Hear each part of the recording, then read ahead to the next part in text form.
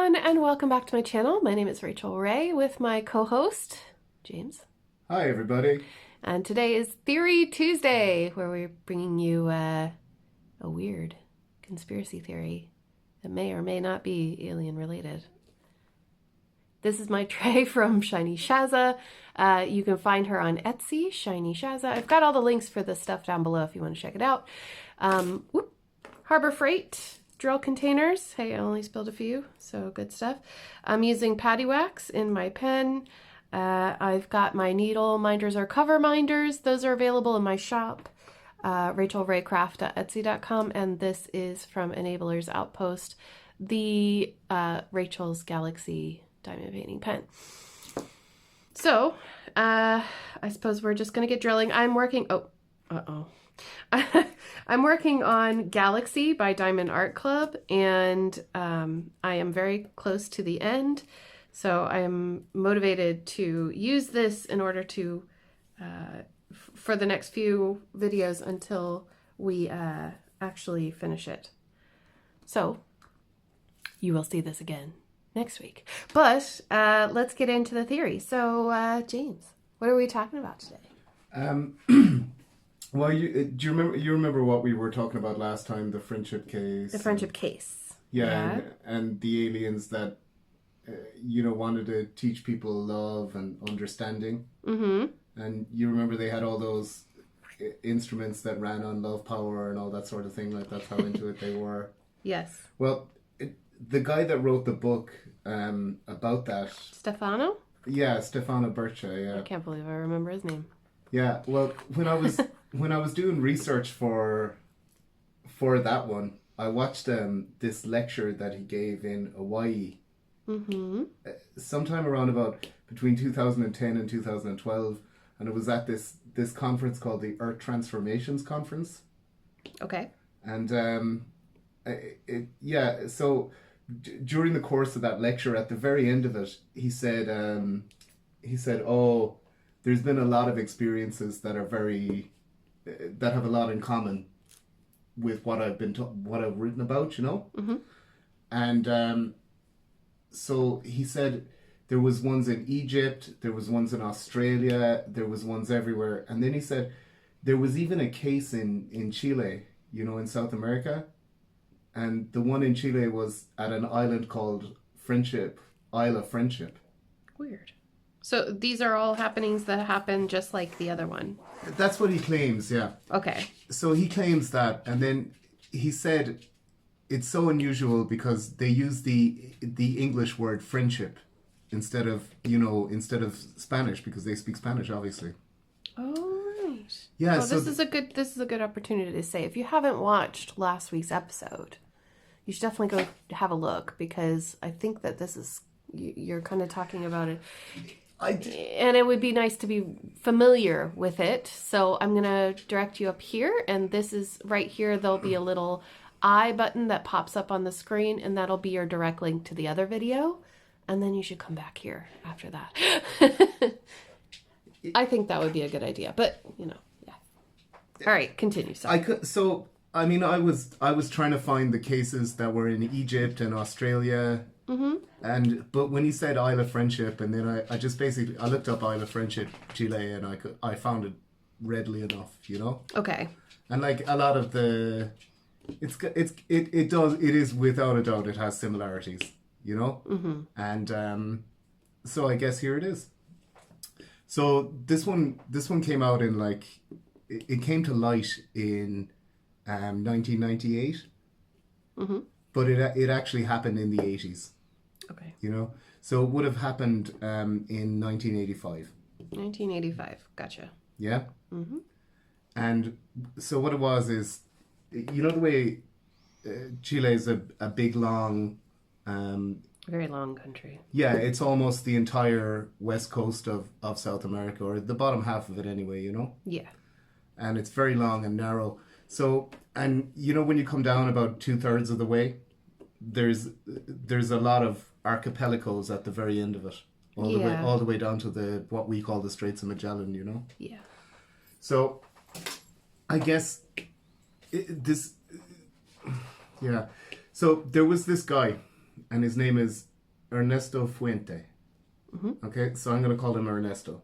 Ernesto, got it. Yeah, so Ernesto is, he's an engineer, and he works at the University of Concepcion, which is on the mainland. But he lives, at the time that this took place, starting in about 1980, he lived on an island that's at the very start of where Chile comes in, and then there's all these fjords and archipelagos. And it's an island called Chiloa. And an interesting fact about Chiloa is that, like, they think that it's the place with the most biodiversity of potatoes in South America. There are over 1,200 varieties of potatoes. What? Yeah, that are supposed to have come from this. How do you even choose? How do you even? I don't know, like, because we, it's kind of mad because, like, to think that there's 1,200 varieties of potatoes, and like literally we only, like in Ireland, we are potato crazy, Yeah. And we only really eat about 5 or 6 different types of potatoes. Yeah. You know what I mean? Maybe there's 10 types of potatoes you could name. Right.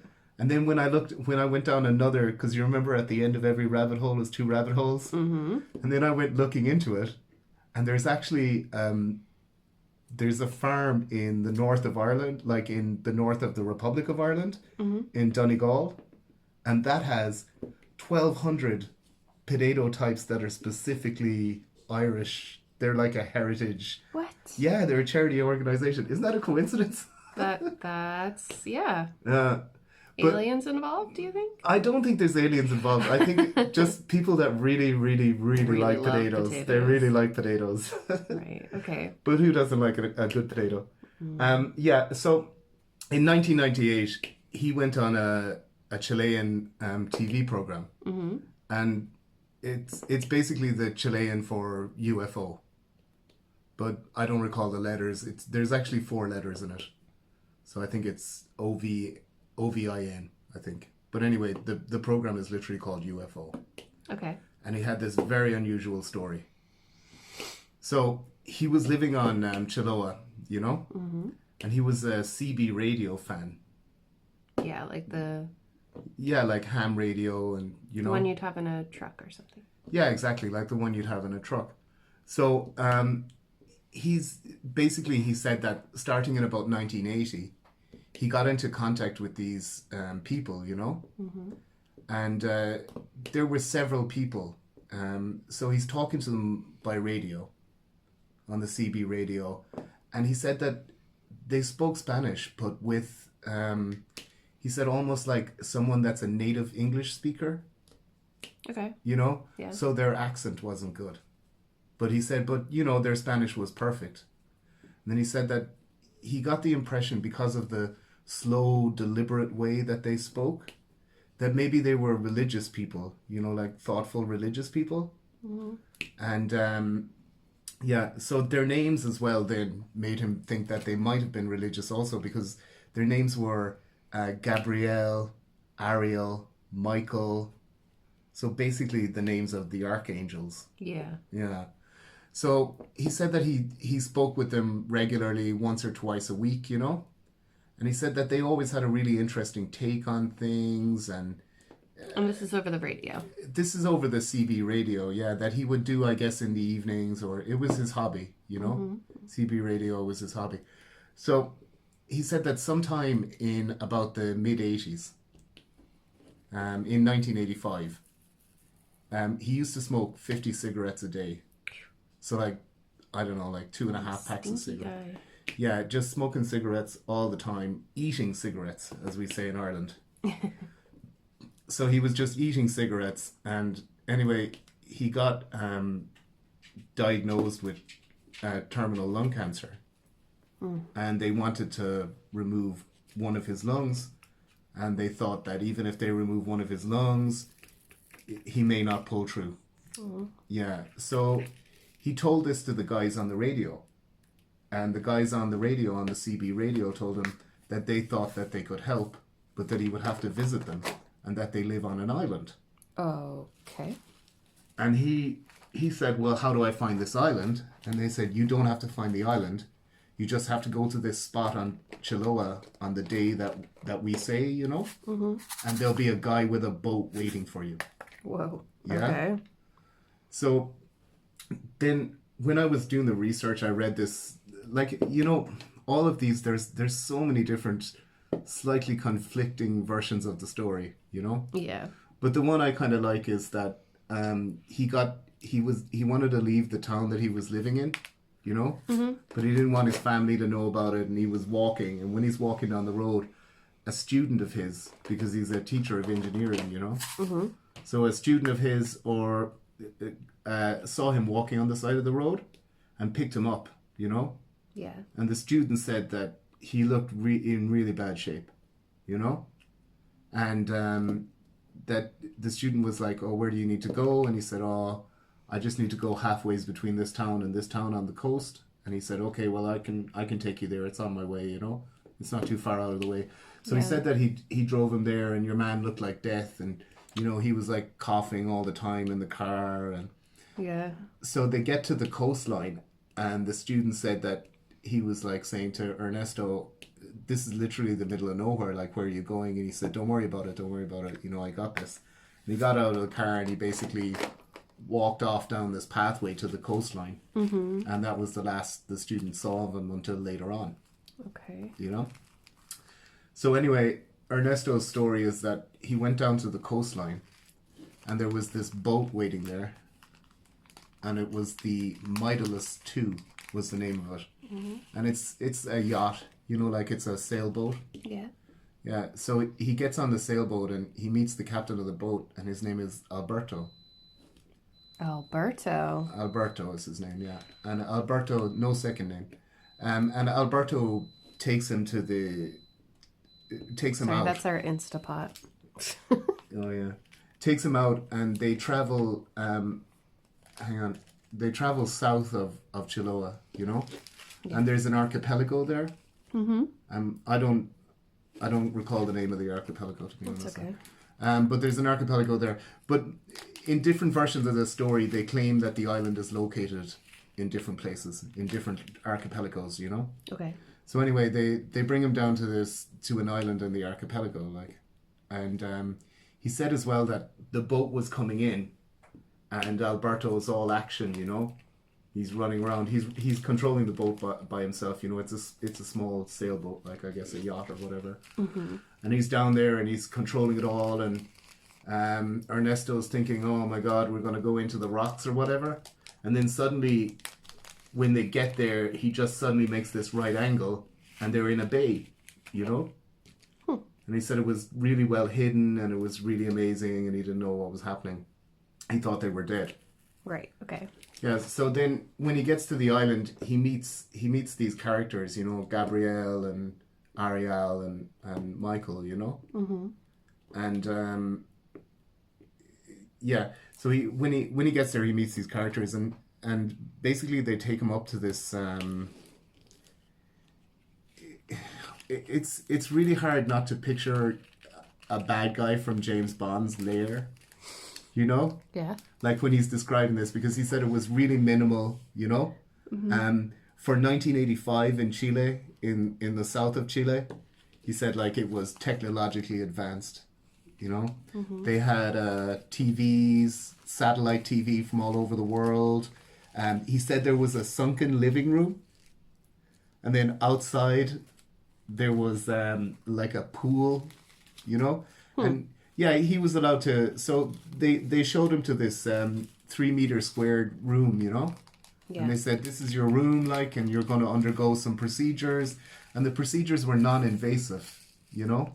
Yeah. Like, he didn't have to have surgery or anything. He would just sit down, and they would, like, I don't know, I guess, shoot him with their magic beams or whatever, you know? And then the rest of the day, he would walk around, and he would be able to check out his surroundings. And he said they had lovely gardens, and every day he seemed to discover something new, you know? And I mean, genuinely, oh, and they had, like, underground areas and everything, like, really picture. And the whole time they're like, you know, he's getting like super religious vibes kind of thing off them or something. Okay, yeah. For them to be like living in this weird this is the thing. secluded Yeah, place? they were described as taller than the average Chilean, you know? Okay. And they were also described as having fair skin and blonde hair. Yeah? But he said that he got very serene vibes off them, you know? Like they seemed really serene and there are also versions of this story where I read where they are a religious group, Okay. you know? But he's not sure what kind of religious group. There's even one version of the story that I read where he said that one of them, Michael maybe, told him that they had been running scientific experiments on the island for decades, you know? And they were using a completely different type of science. And that this group were the latest people to be the custodians of the island, I guess you would say, and its technology. And that they had come from Northern California and that they had raised money from Northern California to come down and take over from a group that had previously been running the island. Okay. But I only read that in one place. And I think it maybe it adds a nice texture to the story. But yeah, so after the 3 weeks of being on the island, he returns home to his doctor and he goes through the tests again. Yeah. And that's it. The doctor says he's been completely cured of cancer. Wow. That they can't find any of it. That's strange. Another thing was that, you remember the TV show that I said he was talking on, UFO? Yes. I tried to find a copy of it on YouTube and I couldn't. Okay. And I tried to find a copy of it on... so it was in 1998 that it came out. And I tried to find some kind of documentary where I could see these guys talking, but I couldn't find anything that wasn't in Spanish, and I don't speak Spanish. So, you know. Yeah. So, but I couldn't find ones without subtitles. So what happened then at the end of the UFO show, they got the Chilean Navy to help them explore this archipelago and try and find this island, you know? Yeah. And that was all part of the TV show. But then at the end of the TV show, they had a tarot reader come on. And she read the tarot for the Chilean Navy. And she said that they knew more than they were letting on. And that they had purposely not found the island, that they know where it is. Really? Yeah, and that's how the show ends. Huh. Okay. But is there more to it? Oh, there certainly is. Okay. I was like, wait a minute, that's not it. No. Do you have any more questions? Do you have any questions about? Maybe I forgot some details or. So he's gone through this magical treatment. Yeah, it took 3 weeks, and he's completely cured of this terminal cancer that he said he was diagnosed with. So then, after this TV show comes out, this guy that lives in Santiago, Octavio Ortez. So Octavio also has a very interesting story from the 80s. And he said that starting in 1980,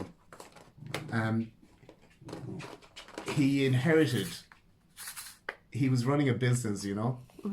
And I've looked it up, and I think that he might be, there's a guy with the same name and he's the right age, and they did mention that in some of the stories that I read, you know, some of the write-ups of it, they did mention that he's whatchamacallit, like that he runs an alternative healing center, you know.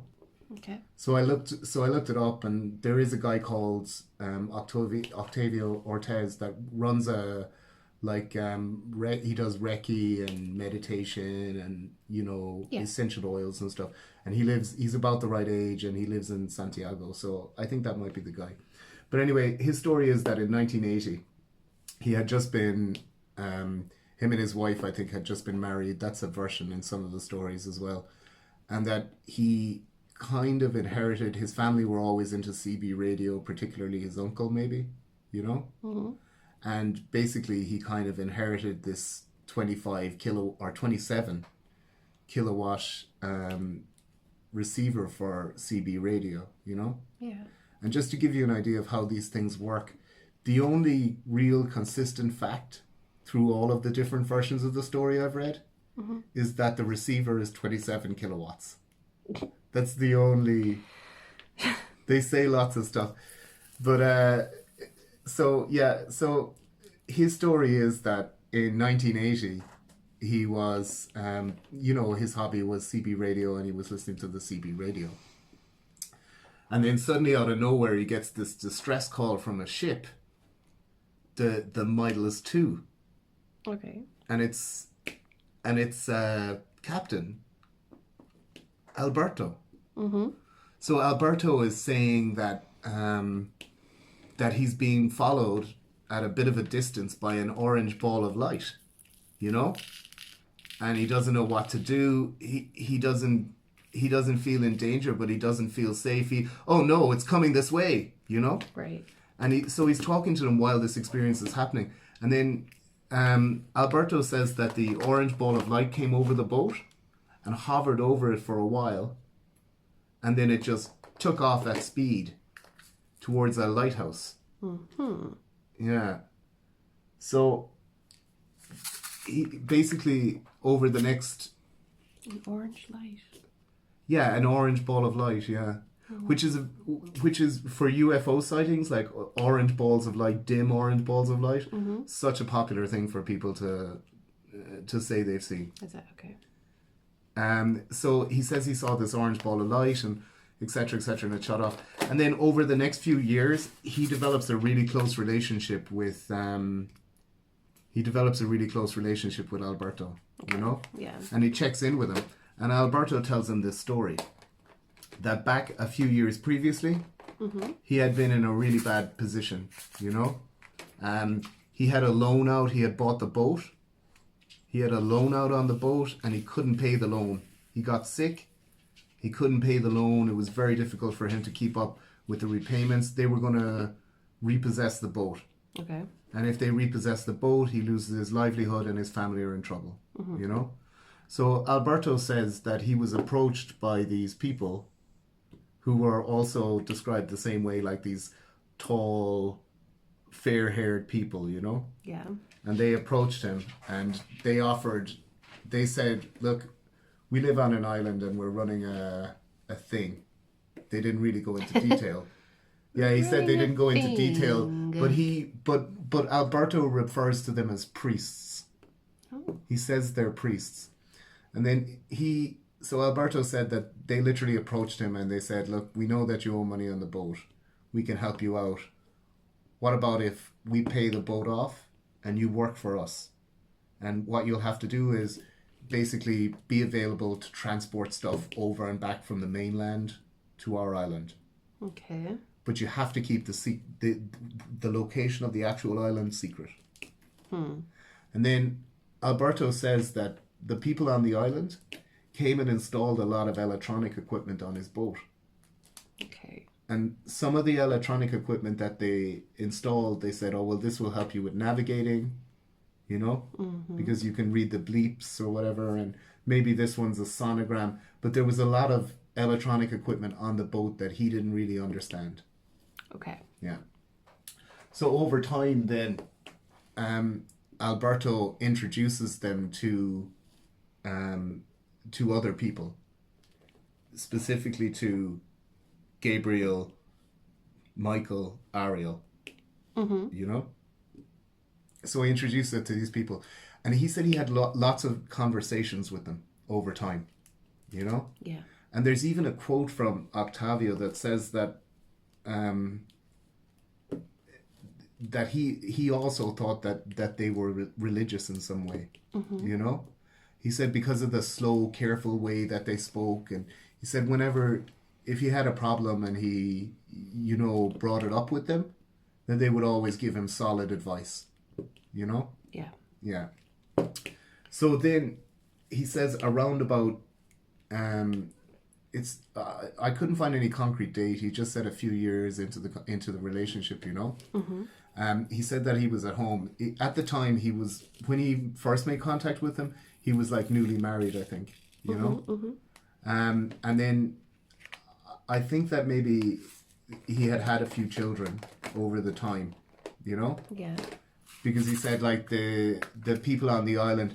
Oh, he said this as well, that he had 27 kilowatts, and that they claimed to be north or south of Chiloa, which would be maybe, it's a couple of 100 kilometers anyway, you know. Maybe even longer.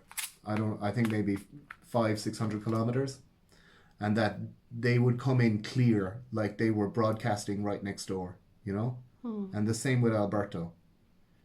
So he said that their broadcasts always came in really clear.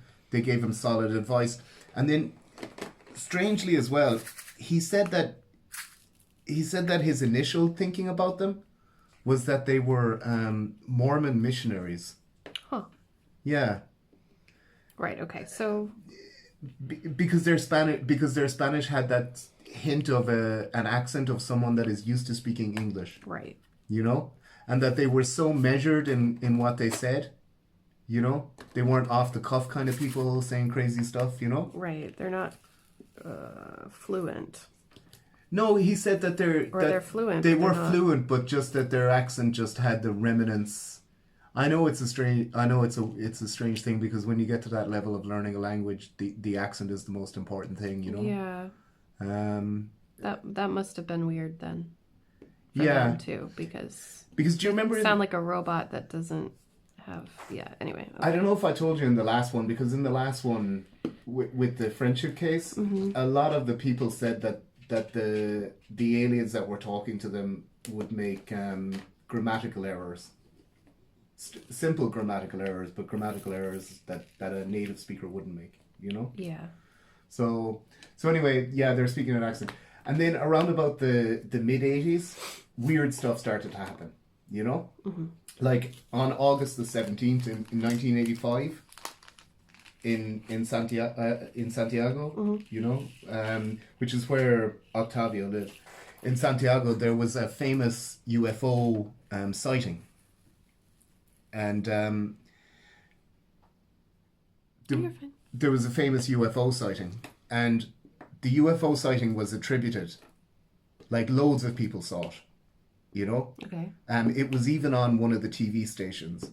Like literally it was in the sky over Santiago for so long that a film crew from the local TV station was able to get out there and film it. Now, the official explanation is that it's a French stratospheric balloon that they were using to run experiments in the stratosphere. You know?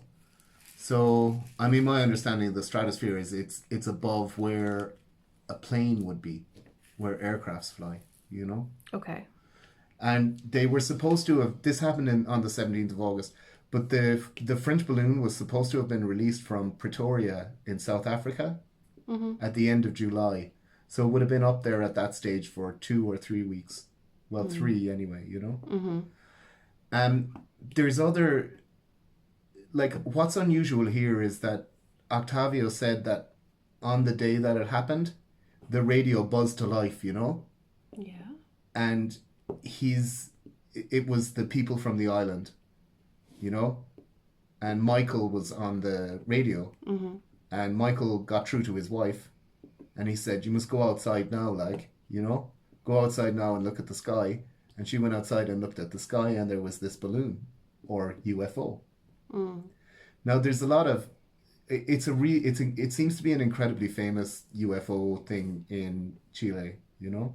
Okay. And there's this guy, if I remember his name, who's a UFO investigator, a ufologist, as they call them, in Chile, and his name is Roberto Fuentzileda. Okay. So Roberto Fuentzileda. And he said that the official explanation of the French stratospheric balloon is lies, because he actually knows someone that was an air traffic controller, and they said that they saw it coming in at incredible speed, and it hung in the air for 10 minutes, and then it shot off again, and he has all the radar on it and stuff like that. So, but anyway, so then a series of very unusual stuff starts happening. Like one time, Octavio got a call from the island, and he was told that they need to go outside and shelter. And when they did, earthquake. Boom. Ooh.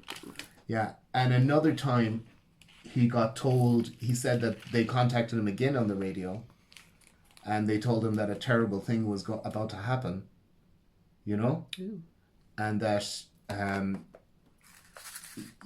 it was a terrible thing, and it was the day of the Challenger, when the Challenger shuttle blew up. Yeah. Which was in the 90s, so he was talking to them for decades, Yeah. There's a number of other things as well. Like he claimed that another time his wife got a call on the radio, and she was told that to go out into the garden and look west, and she went out into the garden and looked west, and there was these orange lights, and they put on a bit of a light show for her. They were twirling around and dashing this way and that way. And like, what did they say? Like, what did they think when they started getting these calls that were like, hey, by the way, go look outside? Did they think that they were just be able to read the future or something like that? Octavio said that he got scared. Yeah. That him and his family got really scared. Like, who are these people? Like, what is going on here, Yeah. And yeah, that's another time they phoned him up and warned him. Phoned him up, called him up on the CB, Mm-hmm. and they warned him about a volcano that was going to go off. I don't know. Yeah, for real. I don't know if you know anything about like the connections between like UFO sightings and volcanoes and stuff like that. There's a connection? Yeah, there's a huge connection. Yeah, you can literally go and Google volcanoes and UFOs. You'll find plenty of stuff. I even saw something recently of like something shooting into the mouth of a volcano, and there's an awful lot of stuff like that. Interesting. Okay. It is, isn't it? I didn't know that. Yeah, but I mean, there's so much geological stuff going on, and geological and atmospheric stuff going on around volcanoes when they're active. Yeah. So that's it. Yeah. So he said that these kind of premonitions of the future really freaked his family out, and that at that time as well, the aliens were like, "Hey, we've been talking for over 10 years. Why don't you come and visit us?" At the same time... Wait, do they mean like... Yeah, come and visit us on the island. Bring all the kids. Okay, it's island. Great. I was like... Yeah. I mean, because really, genuinely... On the ship? Like... No, they would have to go by ship. Yeah, they were going to go down to Chiloa and meet with Alberto, just like Ernesto did, and then go and visit the island. But he said that he was afraid, like when they offered him, that he had misgivings about who are these people that can seem to be able to predict the future, Yeah. And he said when they offered it to him, he just basically politely declined. But he said that at that time, that was when he became really scared. He was like, oh my God, this is absolutely not something I want to do, Okay. So I think it's about that time that he kind of lost contact with them.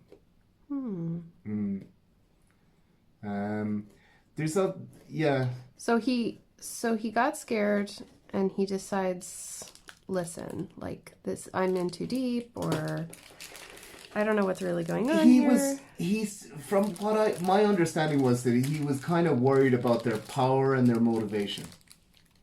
They seem to be able to tell the future or something. And then he said that when he heard in 1998, but he would have been in contact with them up until the mid-90s.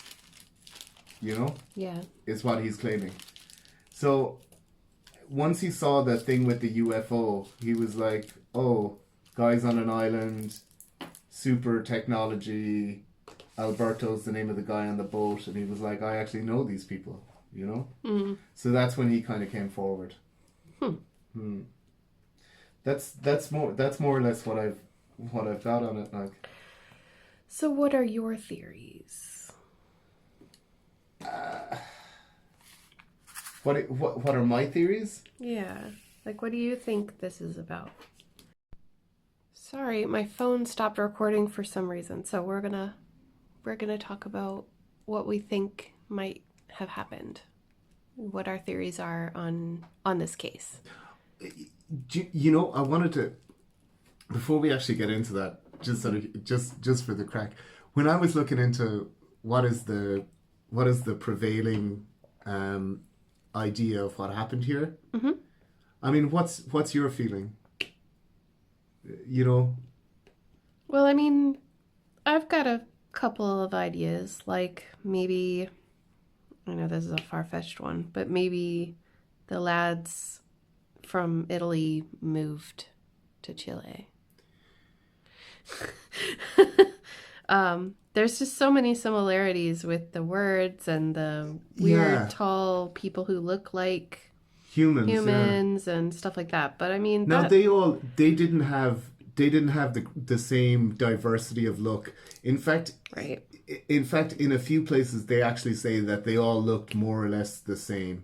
You know, blonde things, and you know, kind tall. Of tall. They say in several places much taller than a Chilean at that time.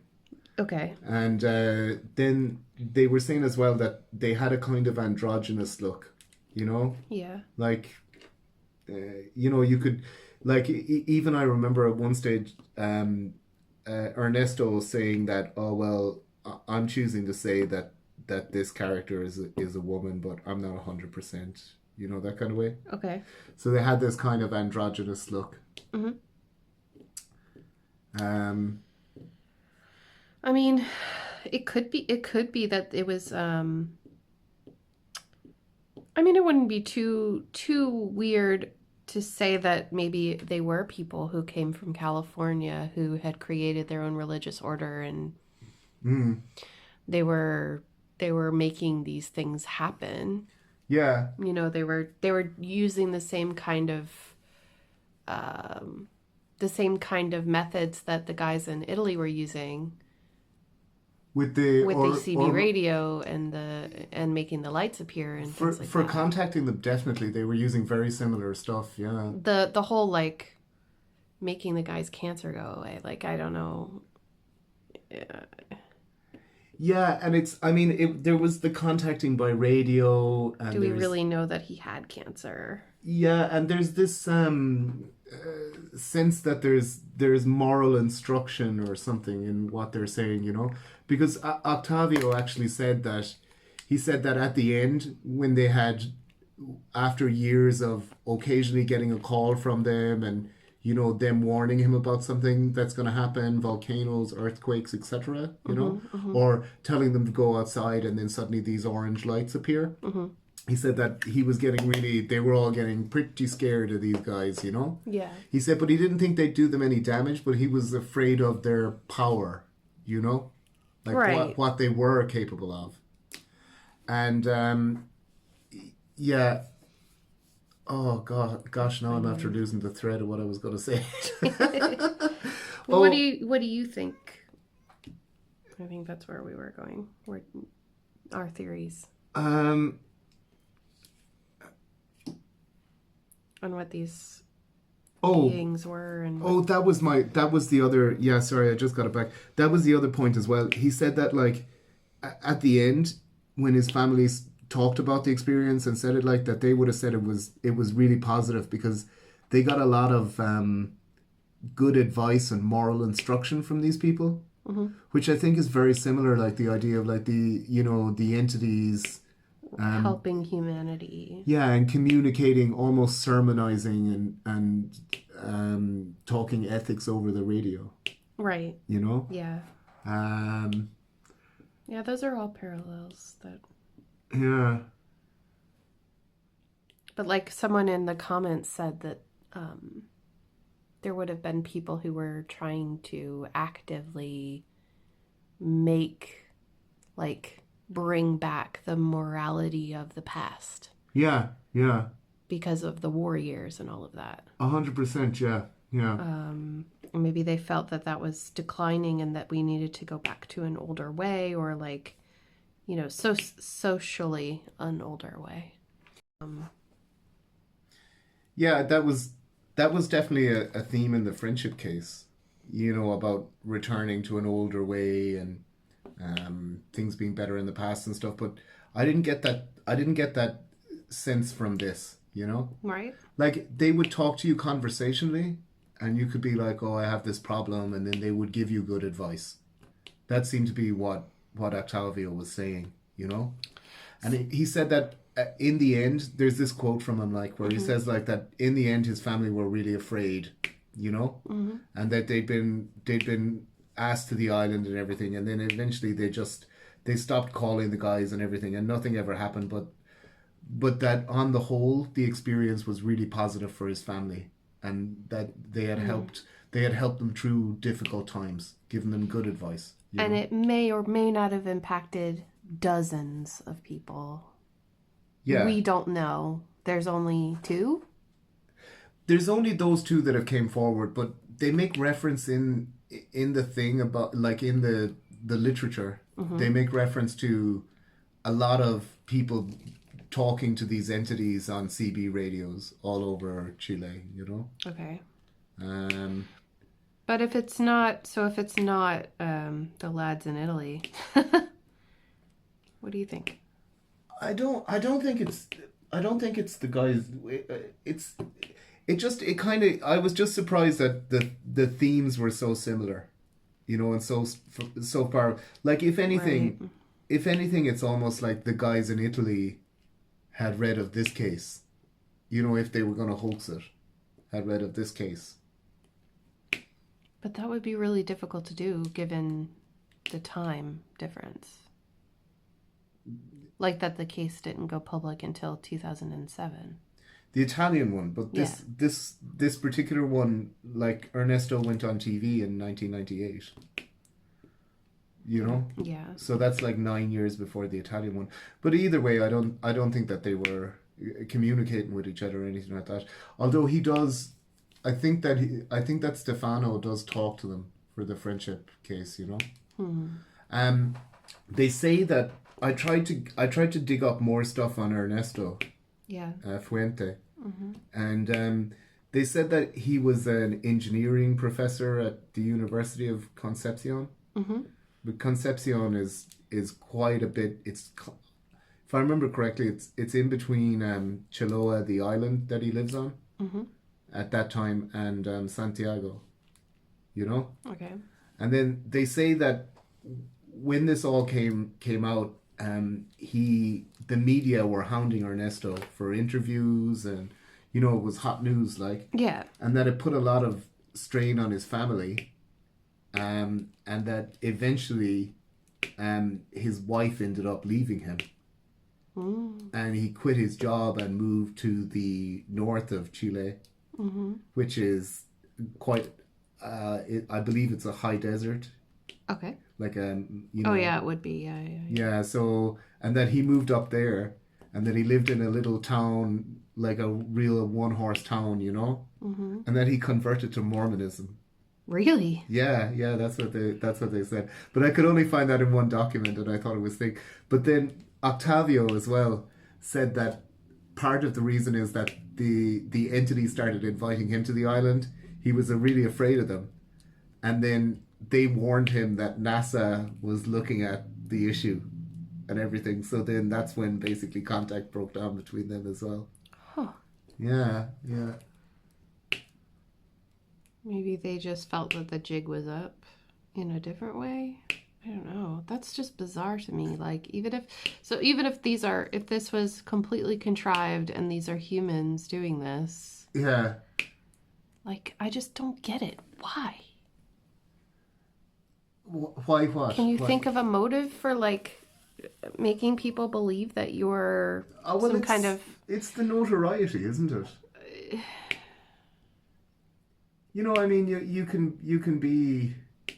I mean, these people weren't like sitting around having people like feed them grapes and stuff, like, or were they? What people? What?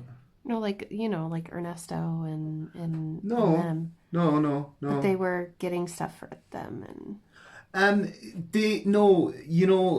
Supplies is another common theme, but Alberto takes care of the supplies and the entities pay for it themselves. You know, like he works for them. He's on a salary. They paid off his boat. You know. So there's not. Are they running like a drug thing? Like. No, but I was trying to say it earlier as well. Like, when you said maybe the Italians went there, but you know who did go to South America in the 40s? Who? Why are you looking at me like that?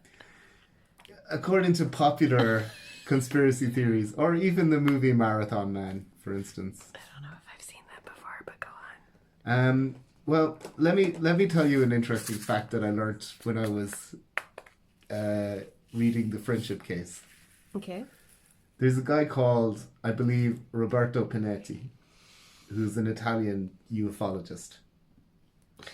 Yeah. Ufologist. He's a ufologist. Yes. And he wrote the introduction to Stefano's second book.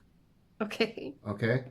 Which was 50 Years of Amicizia, which I think is friendship. Friendship, yeah. I'm probably all wrong in there. Italian. Yeah, so that is. so Roberto Pinetti wrote the book, right? Mm-hmm. And he wrote a book about a saucer crash in Italy in 1933.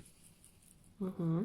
And he said that Mussolini got the army to go and pick up this spaceship, this saucer that crashed. It was basically the Italian Roswell.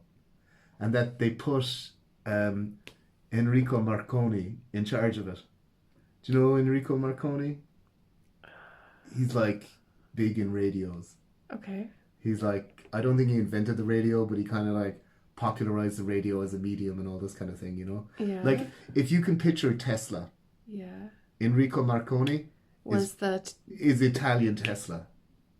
Elon Musk, like? Well, I don't know much. Like, from what I know about Marconi, he was like, he grew up poor in the north of Italy, like, and in the teens and 20s, when he was like a young man, he was messing around with radio because he knew there was something there, and he ended up setting up the Marconi Radio Company, and Yeah. and it's really the start of radio in people's houses. Okay.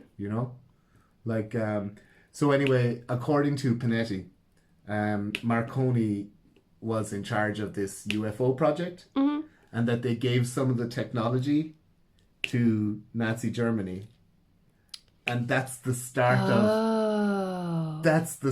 of all of the Schwabenland and the Hitler with the UFOs, Yeah. and they're down in the Antarctica and they're running missions up to the If moon. you don't know this stuff, y'all need to like. So in the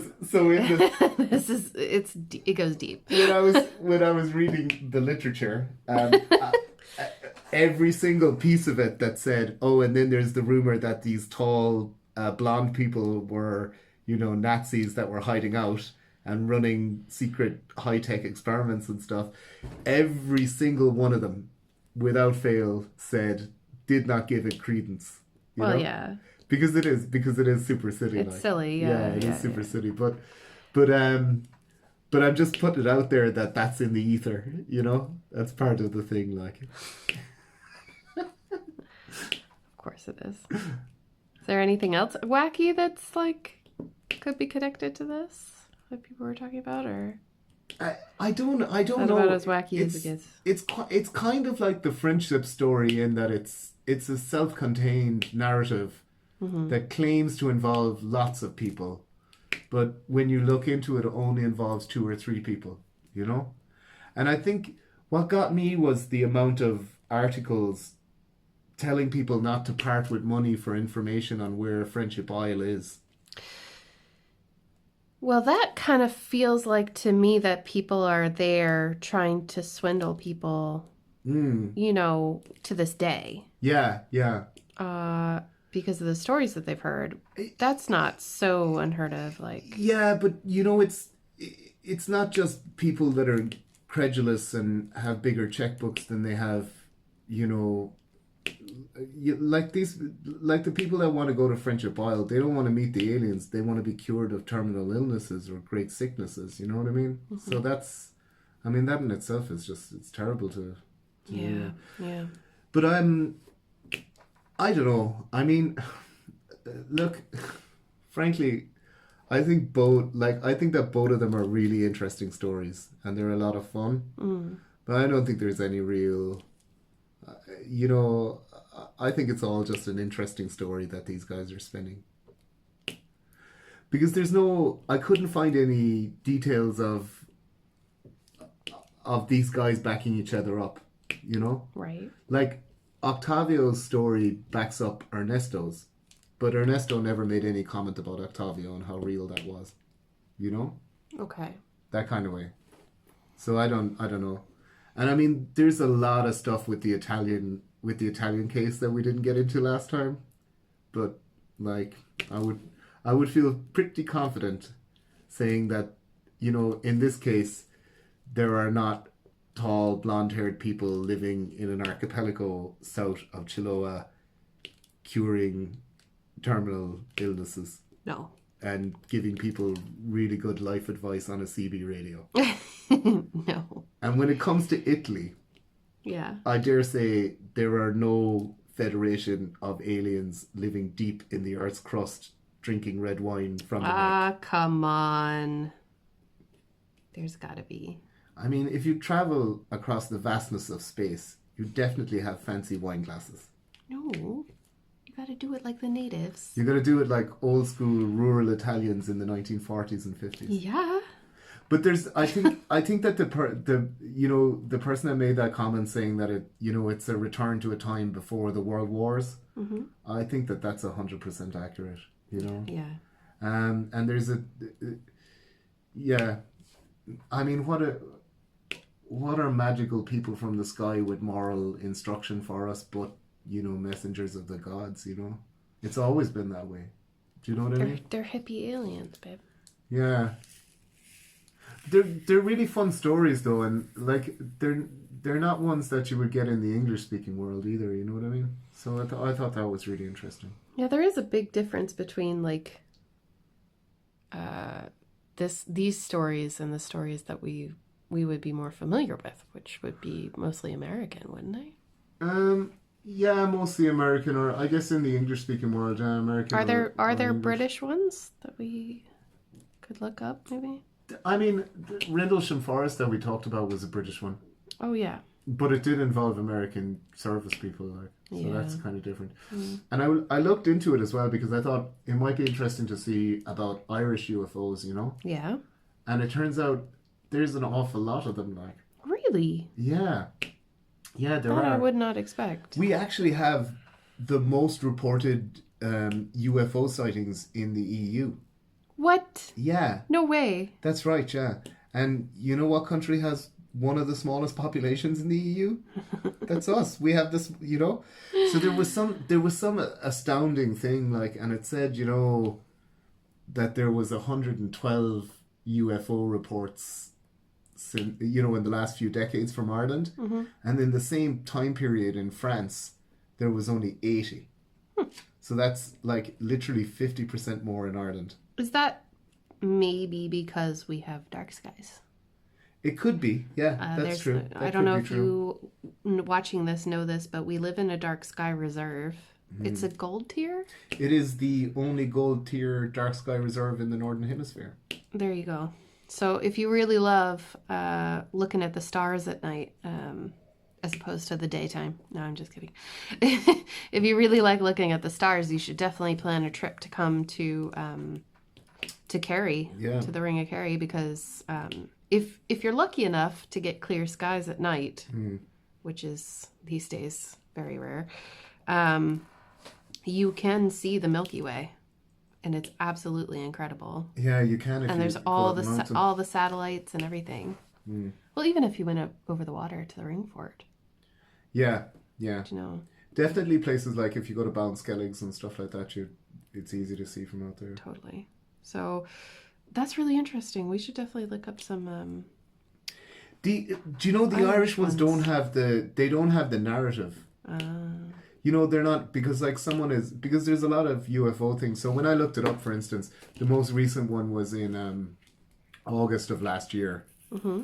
and it was someone that was putting out their bins, which I guess is putting out the trash. Yeah. They were putting out the trash, and they said they looked up and they saw an orange ball of light in the sky, and it moved over and back for about a half an hour, and then it shut off. I mean, unless you're going to talk to them. Half an hour. Yeah, they said a half an hour. Did they try to make communication like? I don't know. Or they just...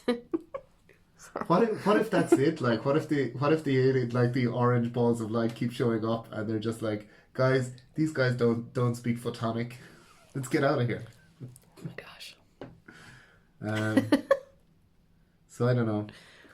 I guess that's it. I think that both of these cases are definitely, they're good fun stories, but they're definitely just guys telling crazy stories, you know. And more power to them, you know. Why not? Yeah. Life is short. Life is short. Get out there. Tell a crazy story. Get out there and tell people crazy stories. Why not? I just thought it was so interesting when Octavio took Alberto and ran with it. Like, he was a guy down in his luck. He owed money on the boat. His family were only a hair's breadth away from, you know, being out on the streets, and then these guys show up. That's real good storytelling. Yeah. I mean, everybody kind of wants a story, right? Yeah. And it's, you know, it's his story. Yeah. Do you know what I mean? Yeah, nobody else will have that story. Yeah. Except for that other guy. Yeah, well, I mean, Ernesto's story is different as well, because he's claiming he was cured of cancer. Oh, I forgot to say, Octavio has, in one place it says 1,500 hours of communication by CV recorded on tape by CB. Really? Yeah, but in another place it says 1,500 minutes. There's quite a difference there. That's a factor of 60. Yeah. So, I don't know. But even 1,500 minutes that's really long, like, you know? I mean, where is it? Can we listen to it? I couldn't find any recordings of it, no. But, you know, whenever you hear aliens recording, it's always like, I am speaking to you now from the depths. Do you know what I mean? They sound like, it's the same as if you ever hear any of those recordings that spiritualists made in the early 20th century of, you know, spirits. You know, that kind of way? They sound so similar. It's like, I am speaking to you from Andromeda. You know? Yeah. Humans, give up your nuclear weapons. So I don't know. You put on the vampire voice. I know, I went a bit vampire at the end. Yeah. Also, come out at night and meet me in the graveyard. Actually sound like that time that we made that video for the Stiach. Oh, yeah. We did the poem Nevermore. Oh my gosh. Anyway, y'all don't need to know about that. No, don't go look that up. Right. That's it for us today, I think. Is there anything else that you want to add here at the end? Me, is it? Yeah, you. Well, who else? No, Ernesto. No, not really. Gabrielle. I guess if anybody has anything interesting like that's happened in their locality, you know, and they think I should look into it, that would be interesting. That would be fun. Yeah. Yeah. A little different. Yeah, and I mean, like, I'm impressed with how far along Google Translate has come. So I can basically babble fish any language now, if it's on a web page. Yeah. Right, guys. Well, thank you so much for joining us, and James, thank you for all the research that you did. No problem. Thanks for listening to the stories. Yeah, absolutely. We love them. I suppose we'll see you next week for Theory Tuesday. Yeah. And if you haven't seen the last one or the Whip and Chats before that where James joined me, I am going to link them down below so that you can see them. I might even make a special playlist for this so that people who are just coming to the channel will be able to start from the beginning. Right, guys, so thank you so much. I hope you have a wonderful week. I will see you all soon in the next video. Take care and stay safe.